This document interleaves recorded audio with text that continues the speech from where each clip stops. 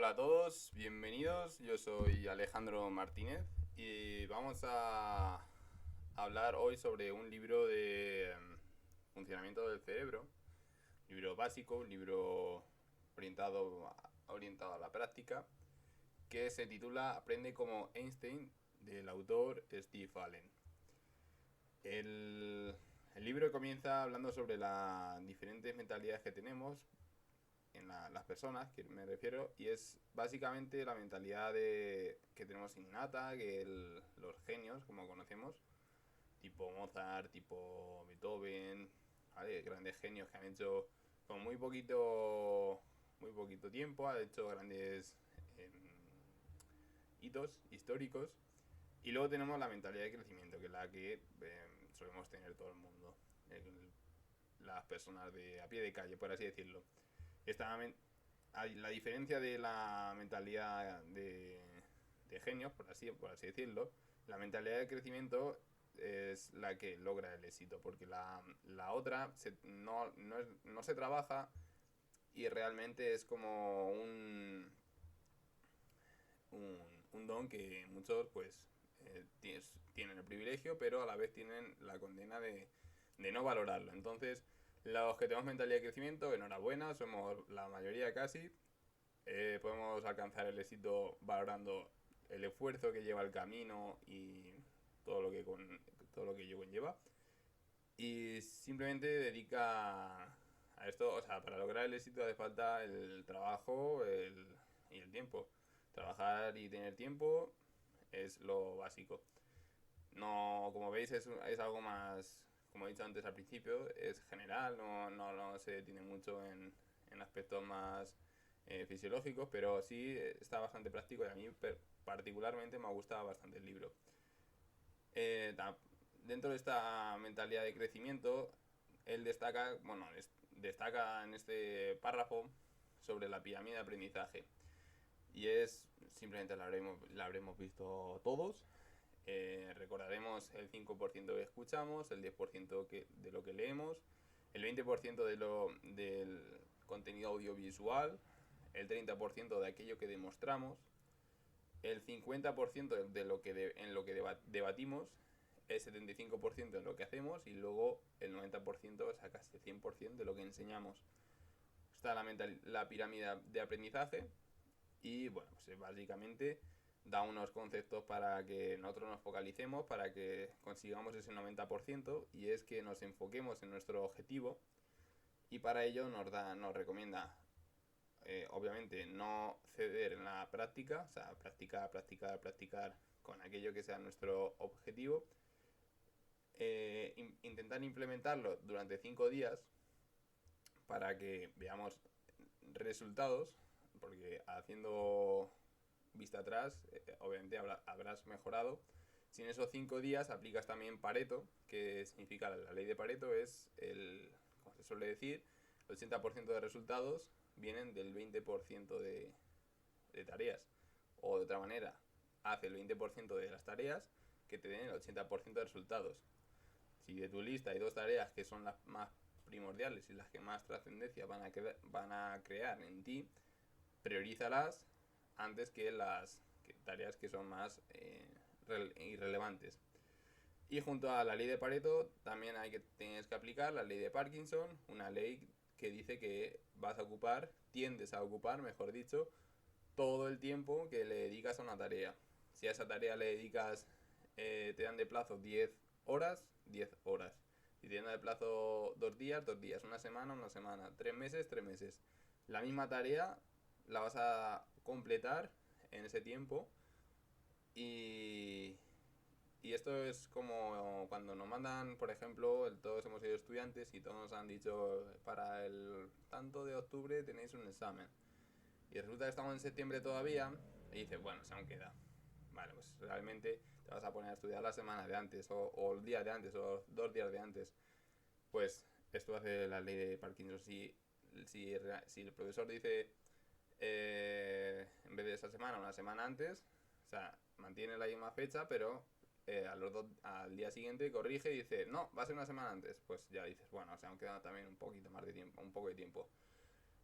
Realmente vas a ocuparlo. O sea, no vas a determinar nada que no vas a hacerlo el primer día ni el segundo, sino vas a hacerlo hasta el plazo límite. Por eso la ley de Parkinson me he detenido un poco más, porque muchas veces procrastinamos porque pensamos que tenemos tiempo de sobra, pero hasta que se nos acaba. Y luego pues toca un poco arrepentirse en ese sentido. Luego, dejando a un lado la mentalidad de crecimiento, se centra un poco más en el apartado del pensamiento. Y es que se ha dicho un poco más porque tampoco lo aborda mucho. Y es que tenemos que tener aborda dos términos: el pensamiento enfocado y el pensamiento difuso. El enfocado, como bien indica, es aquel en el que nos centramos, en el que tenemos una solución, queremos una solución y aportamos ideas para esa solución. Es decir, por ejemplo, una receta de cocina, sabemos que lleva X ingredientes, que hay que ponerlo en tanta temperatura al fuego, que hay que dejarlo tanto tiempo, que hay que echarle determinada especia en determinado momento, y así nos saldrá la receta. ¿Vale? Pero luego tenemos un pensamiento difuso, que es en el que no tenemos idea de cómo hacer, por ejemplo, un risotto. No tenemos idea de cómo hacer un risotto, pero sí sabemos que el arroz no tiene caldo. Entonces tenemos que asemejar un poquito, como diciendo, bueno, voy a echar agua, pero no voy a echar tanto porque tengo que conseguir esa textura. Voy a echar el tomillo, pero voy a esperarme a echar el queso, pero no sé cuándo. Entonces, realmente el pensamiento difuso es como un pensamiento muy vago, un concepto, entiendes el contexto, pero no sabes cuándo tienes que actuar. En el caso del risotto, no sabes cuánto agua tienes que echar, cuánta agua, perdón, cuánto tiempo tienes que esperar, entonces es un poco difuso. Pero, no obstante, pues obviamente no tenemos que decantarnos por uno, sino usar los dos para tener el éxito. O sea, no bloquearnos si no sabemos los detalles, pero no abrumarnos si no sabemos... o sea, no acobardarnos si no sabemos los detalles, pero tampoco tenemos que hacerlo todo a la ligera, ¿no? Tenemos que saber que eso es un proceso laborioso, por así decirlo. También habla del sueño, que es importante para el cerebro, porque realiza una limpieza de toxinas a nivel neuronal. El, el pensamiento cuando descansamos bastante, normalmente tenemos al día siguiente un pensamiento un poco más claro, tenemos eh, mayor lucidez en nuestras ideas. El hecho de dormir poco, pues no una noche, pero sino frecuentemente, al final puede llevar, aunque esto, como digo, bueno, esto lo trata él así, que al final va a llevar a enfermedades, diabetes, hipertensión, tal, pero yo creo que también hay más factores. O sea, este es un ingrediente, por así decirlo, pero hay más ingredientes en la receta para que te dé una diabetes, por ejemplo. Luego también, pues, el sueño te va a permitir que o sea, es como entender esto como si fuese una fábrica o sea, sí, una fábrica, y a las 8 hace cierre. Y a partir de las 8 a las 10 hace contabilidad de lo que se ha generado, tal, no sé cuántos. Entonces, el cerebro va a actuar, el cerebro a través del sueño, cuando estamos durmiendo, va a actuar como esa fábrica de horario de 8 a 10, donde va a calcular, bueno, donde todos los pensamientos van a rodar por esa cabeza, van a influir, y va, con ayuda de la corteza prefrontal, a generar ideas y contextos que se han quedado pues durante el día un poco vagos. O sea, que el sueño te va a ayudar el descanso, el dormir, te va a ayudar a conseguir una idea, un contexto, generar ideas nuevas, y al día siguiente pues obviamente se te pueden pasar por la cabeza, o se te puede presentar una situación parecida que se te presentó el día anterior, y tener la respuesta, por así decirlo. Esto es lo que se dice como el subconsciente que trabaja y te da la idea, como el momento ajá o eureka, por así decirlo. Y en relación con esto viene también la memoria. la memoria, como sabéis, está a largo plazo y la de corto plazo o de trabajo. Entonces, cabe decir que la memoria de trabajo, la de corto plazo, es la que tenemos en el día a día, la presente, la de pues esta mañana he hecho esto, pues esta tarde he hecho yo lo otro, pues ayer comí tal, la semana pasada me acuerdo que fui a tal sitio. Esta memoria se trabaja, o sea, se puede conseguir más memoria, o sea, mediante la repetición de protocolos y tal. Y aquí es donde trabaja la corteza prefrontal. Es la parte un poco más lógica, más racional que tenemos. En esa corteza prefrontal es donde más se trabaja esa parte, esa memoria de trabajo. Y aquí quiero hacer un aporte, esto no lo dice en el libro, y es que para generar un hábito, a mí me gusta mucho ese tema, y para generar un hábito necesitamos como cansar esta parte lógica, esta parte... la corteza prefrontal, entenderla como Pepito Grillo o como esa vocecita interna que te dice esto no es así, esto no es así. Pues para cambiar un hábito, para cambiar una creencia, tenemos que trabajar, tenemos que cansarnos un poquito porque va a ser la debilidad de esa parte lógica, racional y con mayor peso que va a tener sobre nuestro pensamiento y mediante la repetición adquirir esa nueva creencia, esa nueva habilidad para que así el cerebro llegue al final diga, no hombre, no, si esto es lo normal, pero porque lo has hecho mediante la repetición. Vale, bueno, pues cerramos paréntesis y seguimos con el comentario del libro. Hemos hablado de la memoria de a corto plazo, la de trabajo, la memoria a largo plazo, pues entenderla como un almacén enorme, enorme, enorme que tiene el cerebro, pues un montón de bytes, millones y millones, y esta pues es la que más a largo plazo, obviamente, como su nombre indica, como por ejemplo si queríamos recordar nuestros periodos de niñez, cuando íbamos con nuestros padres a un viaje, cuando íbamos con... pero me refiero, claro, ya cada uno lo pone en su contexto, pero tiempo pasados años, o sea, esto no es de una semana a otra, esto es años, ¿vale? Y esto pues también se puede trabajar mediante la repetición espaciada, es decir, lo de recrear el contexto. Yo estaba ahí en ese momento y recuerdo, no sé muy bien qué pasó, pero supe que tenía frío, lo sentí. En fin, pues eso es una memoria espaciada. Que también hay una anexo a esto, a las memorias de largo plazo y las de corto plazo, hay que hablar sobre el hipocampo, porque es muy curioso que a una persona, de hecho hay estudios donde a una persona se le ha extraído el hipocampo, se le ha cortado esa parte del cerebro y esta persona ya no recordaba, o sea, esa persona recordaba lo que había hecho o sea, la memoria a corto plazo y la a largo plazo, pero esta persona a partir de ese momento ya no podía generar nuevos recuerdos. O sea, el suprimir el hipocampo va a hacer que no generes nuevos recuerdos. Esto simplemente es un apunte, es algo curioso que había que comentarlo y es algo que ha pasado en la realidad. O sea, hay gente en la que le han extraído el hipocampo y ya no tienen nuevos recuerdos. Sí es verdad que esas personas no olvidan, los patrones los siguen, los patrones habituales, mecánicos y tal, lo siguen llevando, pero ya no sabe por qué hace una cosa, no sabe por qué tiene que pararse cuando el semáforo está en rojo, por ejemplo, pero sí sabe que tiene que hacerlo y a raíz de eso pues ya no puede generar nuevos recuerdos. Para trabajar esta memoria, tanto a largo plazo, más bien sobre la de corto plazo, hay dos técnicas que son bastante buenas. Una es la técnica de Palacio, la memoria de Palacio, del OCI, que consiste en asociar los elementos a recordar con un entorno familiar, ¿vale? O sea, esto sí suena un poco definición, pero un ejemplo.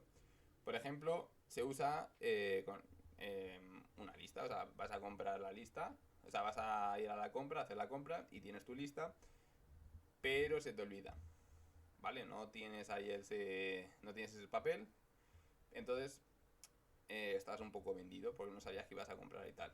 Bueno, pues la próxima vez que hagáis esta lista, aplicar esta técnica, la de Palacio, y consiste como he dicho, asociar los elementos a aprender a un entorno familiar tuyo, o sea, un entorno en que tú te lo sepas muy bien, como por ejemplo tu casa. Por ejemplo, en tu casa hay que diferenciar tu casa, el portal, el edificio, son cosas, o sea, son estancias en las que estás bastante tiempo y te lo sabes de pe a pa, o sea, no tienes, si te vendas los ojos, podrías describirlo. Pues, bueno, como iba diciendo, diferencia 8 estancias y, por ejemplo, en la lista de la compra tienes 8 elementos, un tomate, un pepino, una cerilla y un lápiz, por ejemplo. Y más cosas, pero bueno, para hacer el ejemplo me sirven estas 4 cosas. Tomate, pepino, cerilla y lápiz. Y tú tienes que asociar, por ejemplo, que tú tienes que partir de como si fuese un juego. Yo partiría, por ejemplo, de mi portal. Y en mi portal me imaginaría un tomate. O sea, como la visión y el recuerdo, siempre partiría del portal. Y yo imaginaría un tomate ahí, esclavado en medio de la escalera, en medio del rellano, y que huele muy mal. Y el tomate es muy rojo. O sea, hay que aplicarle también emociones sensoriales para que se nos quede. O sea, nosotros cuando nos despertemos vamos a recordar que lo mal que olía el tomate y sobre todo que estaba manchado todo el portal de tomate. Una vez que tú quieres subir a casa, por ejemplo, yo quiero subir a casa y esquivo ahí el tomate, tal, subo por las escaleras, pero de repente me para un pepino con una capa de Superman que va a... yo qué sé, que va... no sé, lo más absurdo, que puede ir en una tabla de surf, por ejemplo. Un pepino con una capa de Superman, una tabla de surf y que huele a 1 million. ¿Vale? Pues vamos a ir enlazando cosas y yo, claro, yo le dejo pasar porque si no me arrastra. Entonces pues, sigo subiendo a la casa, paso a la casa y después del tomate y el pepino me encuentro que hay una cerilla que está duchándose con un champú de piña. Pues me imagino así que en la entrada, que tengo ahí a la cerilla duchándose en medio con el champú de piña y que huele pues muy bien, por ejemplo, huele genial, ambienta toda la casa. Y luego resulta que cuando voy a la cocina eh, está en la vitrocerámica un lápiz cociéndose con el agua. Y el lápiz está en ebullición, por así decirlo. Está gritando. Vamos a poner que está gritando. Entonces, esta es la historia, ¿vale? O sea, se trata de asociar los elementos a recordar en estancias de la casa en los que tú vas recordando. O sea, siempre recordando el patrón de movimiento. Y eso es atribuirle que sea lo más surrealista posible. Luego, cuando yo vaya, por ejemplo, al supermercado, voy a recordar ese tomate maloliente ahí manchado por todo el portal, el pepino con la capa de Superman que baja con la tabla de surf, la cerilla lavándose con el champú de piña y luego el lápiz cociéndose en una olla, por ejemplo. Eso lo voy a recordar. Es muy buena, yo la uso particularmente. Luego hay otra que prácticamente no uso, que es la de fragmentos, que simplemente pues cosas, es como... Eh, imaginaos que una carretera, ¿vale? Bueno, simplemente los fragmentos es unir contextos. Puedes hacerlo de manera deductiva o inductiva. Sabiendo deductiva sería sabiendo lo que quieres y ya vas estableciendo objetivos. Es decir, yo quiero hacer un risotto y sé que tengo que comprar arroz, tengo que comprar tal, haciendo a esta temperatura y todo eso. O inductivo, sabiendo lo que tienes y a ver qué puedes conseguir. Tengo el arroz, tengo tal, ¿qué puedo hacer con esto? ¿Vale? Pues entonces simplemente imaginar que son trozos de carreteras que vas anexando unas a otras y luego pues, como ya sabéis, en las carreteras hay salidas, hay desvíos, la salida 143, que va hacia un lado, salida tal, ¿vale? Pues saber que puedes construir una carretera, o sea, para hacer un arroz, un risotto, una paella, se necesita es una olla, se necesita tal, no sé qué, vas construyendo la carretera hasta a los elementos comunes y luego ya los vas separando. Por ejemplo, para hacer el risotto, pues echas menos agua. ¿vale? Pero comparte con la paella que tienes que tener tanto arroz para tantas personas, ¿vale? Pues luego ahí vas parando un poquito y tal. Se trata de buscar, de encontrar la información necesaria para eso, crear la idea y luego, o sea, entenderlo también, qué es lo que tienes que hacer y luego ya, o sea, entender el contexto, quiero decir, y luego ya pues darle forma a ese patrón. Como ya digo, esto no lo uso porque a mí me lía un poco, simplemente he quedado con la de Palacio, atribuir cosas ahí un poco surrealistas y ya os quedaréis, bueno, ya aprenderéis la lista de compra perfectamente. ¿Cómo podemos? El libro también habla de cómo podemos aprender más rápido.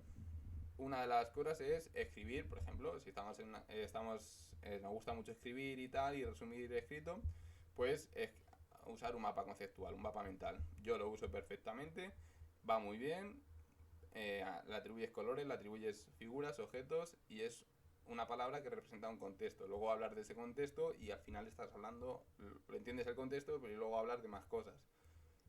Y es ideal, ¿eh? Luego, por ejemplo, si estás folios con impresos y tal, o sea, PDFs impresos y tal, pues apunta las ideas más, en vez de subrayarlo o lo que sea, apunta las ideas claras, las claves, en el margen, ¿vale? Que resalte ahí un poquito para que luego el cerebro, para despertarlo y decir, oye, mira, que aquí hay esto, ¿vale? Luego también tenemos otra técnica, que es la de Feynman, que está bastante bien, porque, por ejemplo, eres como un profesor para ti mismo. Tienes que hacerte una autoevaluación, coges un concepto, por ejemplo, una bombilla, y luego consiste en hacerte una autoevaluación. ¿Cómo puedes explicarle a un niño de 3 años una bombilla? Con el lenguaje más sencillo, pues es una herramienta que se usa para dar luz, para alumbrar, tiene una parte de cristal, por dentro es muy delicada, tal, no sé cuántos, que no puedes explicárselo realmente y hay lagunas en tu definición, pues ahí es donde tienes que profundizar. Esto sirve para, la técnica de Feynman sirve para darte cuenta de si puedes explicarlo de manera sencilla o no. Y luego, aparte de esto, pues aplica metáforas que son con las que nos vamos a quedar. O sea, al final una historia atribuye muchas cosas. Una historia es lo que más se queda. O sea, no es a los seres humanos contar una historia y enterarnos de esa historia es lo que más nos incita, lo que más curiosidad nos despierta y lo que el cerebro más está dispuesto a escucharnos y a entender. Así que utiliza esta técnica, la de Feynman, y añade unas cuantas metáforas y seguro que te queda una definición muy chula. Luego, como he dicho, te tienes que examinar y luego hay una curiosidad, que es que tienes que cambiar el entorno en el que estudias. Porque hay estudios, de hecho hay un estudio muy chulo que llevaron a estudiantes a estudiar debajo de una cúpula, o sea, una cúpula, y que estaba sumergida, o sea, estaban debajo del agua los estudiantes, y en ese entorno ellos estudiaron, o sea, una biblioteca debajo del agua, y ellos estudiaron. Y luego hicieron el examen en ese mismo aula. Las notas fueron aceptables, tal, cada una la suya, pero luego hicieron el mismo examen fuera de ese entorno y los estudiantes todos bajaron la nota. O sea, el entorno en el que estudiamos, por ejemplo, yo ahora estoy en mi habitación y estoy viendo fotos, estoy viendo una lámpara, un flexo, tal. El entorno en el que estudiamos determina nuestro aprendizaje. Entonces, se recomienda cambiar el entorno o o que en cada sitio, por ejemplo, de tu casa, aprendas algo diferente para que luego te recrees en ese espacio, en ese escritorio, en esa habitación, en el salón, en la terraza, en el baño, y y el cerebro empezará a recordar lo que dijiste en ese momento, cómo lo entendiste, porque no es tonto. Entonces, mientras tú vas hablando, tus ojos van viendo cosas. Entonces, las vas asociando o no, pero al final el cerebro es muy listo en este aspecto. Luego, otra de las cuestiones que tienes que hacer es meditar. Esto ya es más una opinión un poco, o sea, esto ya no es obligado, obviamente nada es obligado, pero ya esto a lo mejor cuesta más. Y no puedes pensar en nada, porque realmente es como, el cerebro es un órgano de pensamiento, es como si a los pulmones les dices que no respiren por 5 minutos, pues obviamente no puedes, y al corazón que no expulse sangre, que se pare durante 10 minutos, oye corazón, descansa durante 10 minutos y luego seguimos. Pues obviamente no. el cerebro es igual, continuamente que surgen pensamientos, pero el hecho de meditar va a relajar ese nivel de estrés, va a relajar ese cortisol que tenemos diariamente, y esto va a llevar, y si baja el cortisol, baja este nivel de estrés, va a acelerar, bueno, va a incrementar la secreción de dopamina, de serotonina, son hormonas que el cerebro que asocia, o sea, que dan placer, ¿vale? O sea, estas hormonas dan placer y eso es lo que le gusta al cerebro. Entonces, hay que entender un poquito este sentido, ¿vale? Hay que bajar un poco el nivel, la frecuencia en la que vamos al día a día, y con esto lo conseguimos con la meditación, y un poquito, no hace falta que os pongáis como un yogi, sino simplemente hacer unas cuantas respiraciones profundas o poneros unos sonidos binaurales que se llaman, o un mantra tibetano, algo así, que os ayude a relajaros y a calmar, o la canción que más os relaje, pero calmar un poco esa frecuencia. Y otra de las cuestiones que dice también para hacer un aprendizaje acelerado es la alimentación, importante. Si el cerebro consume mucha omega 3, pues qué mejor que darle que su alimento, ¿no? Como si fuese un perro, pues el pienso del perro pues es para él y no para un gato. O sea, entonces vamos a darle a cada uno lo suyo. Aparte del omega 3, pues también hay que coger un poco de agua, un poco de más, tener un poco una botella siempre a mano para beber agua. Ojo, no pasaros, pero siempre el cerebro también va a consumir mucha agua, entonces el hecho de la falta de agua pues va a ser más perjudicial que el exceso de agua. Vale, pues hablando con los mitos, el fracaso no es malo, como ya he dicho, hazte una autoevaluación y date cuenta de lo que fallas. Los hemisferios, tanto el izquierdo como el derecho, trabajan conjuntamente, o sea, tendemos a ser más lógicos o más emocionales, pero no somos 100%. Ambos hemisferios trabajan conjuntamente y se pueden entender entre ellos dos. Más estudio no es mejor, pero más cantidad no es mejor, pero más repetido sí está bien, porque más repetido, aumentar la frecuencia está bien, pero aumentar la cantidad no, es lo que me refiero.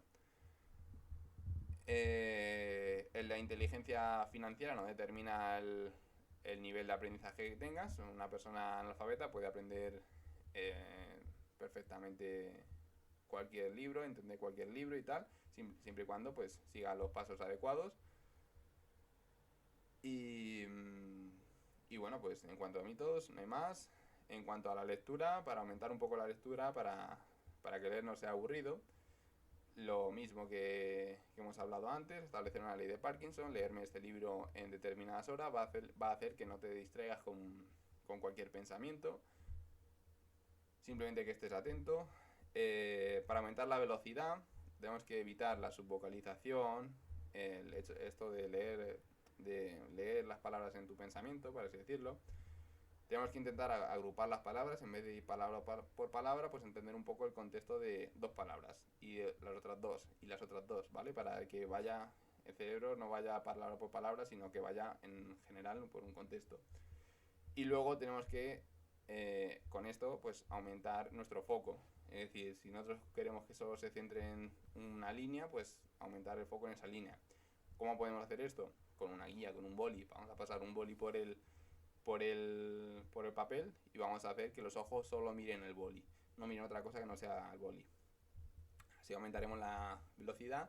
Si queremos aumentar la eficiencia, que es, o la comprensión, por así decirlo, tenemos que tener claro el objetivo. O sea, está claro, por ejemplo, no sé si conocéis el sistema de activación reticular, que es aquello en lo que tú te centras, es como lo que dice, ¿no? Donde pongas el foco te expandes. Pues en aquello en el que te concentras, en lo que concentras o en lo que le prestas atención, tiende a ser lo que más destaque en tu realidad. Por ejemplo, si te compras un coche, un determinado coche, o estás pensando en comprarte un Mini, sí, vamos a poner el ejemplo, vas a tender a ver minis por toda la ciudad, simplemente. Esos minis estaban un día antes de que tú decidieses ver fotos de coches y tal, pero no te diste cuenta, porque tu sistema de activación reticular no estaba activado. Pero como ya sabes que lo que tú quieres es un mini, va a poner el foco ahora el cerebro en todos los minis que hay en la ciudad. El cerebro es muy listo y al final esto te vas a sorprender, pero al final lo vas a saber.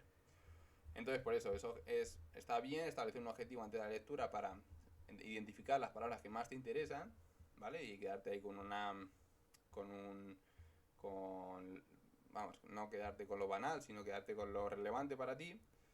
Y por último, o sea, como he dicho antes, para aumentar la comprensión de la lectura, tienes que tener velocidad, tienes que tener una eficiencia, que he dicho del objetivo, y por último, para aumentar la retención de la lectura, entiende el contexto. O sea, de qué me quiere hablar el autor en este libro, de quién me quiere hablar, cuál es el tema principal en este apartado, mira el índice, mira la contraportada, la portada, mira la biografía, de qué siente el autor o qué le ha animado a hacer este libro. ¿Vale? Entonces, teniendo un poco más de contexto en el libro, al final vas a focalizar en aquello que te interesa. Si mi objetivo, por ejemplo, yo por ejemplo este libro, Aprende como Einstein, mi objetivo era contároslo. Pero por ejemplo puedo establecer otro objetivo y sacar otras ideas completamente, no completamente diferentes, pero sí aplicarlas en un contexto totalmente diferente. Así que esto es todo por hoy. Como ya he dicho, Aprende como Einstein, de Steve Allen, está muy bien el libro. Es cortico, no supera las 150 páginas. Y me ha gustado bastante. Sinceramente, como he dicho, mi objetivo era resumir el libro para que lo podáis entender, para que tengáis un concepto amplio, pero si queréis aprender por vuestra cuenta y leer por vuestra cuenta y conseguir otro contexto, otro entorno diferente o otro aprendizaje, pues adelante, os dejaré el enlace del libro para que tengáis facilidad al acceso. Y nada más, esto es todo por hoy. Espero que no haya sido muy aburrido la charla y sobre todo que os haya gustado. Sé que me enrollo mucho, sé que puede ser algo un poco tedioso, así contado sin nada visual, pero bueno, esto es el primer paso. Iremos mejorando, bueno, iré mejorando yo el sistema de aprendizaje. Muchísimas gracias por estar ahí detrás y nos vemos en la siguiente.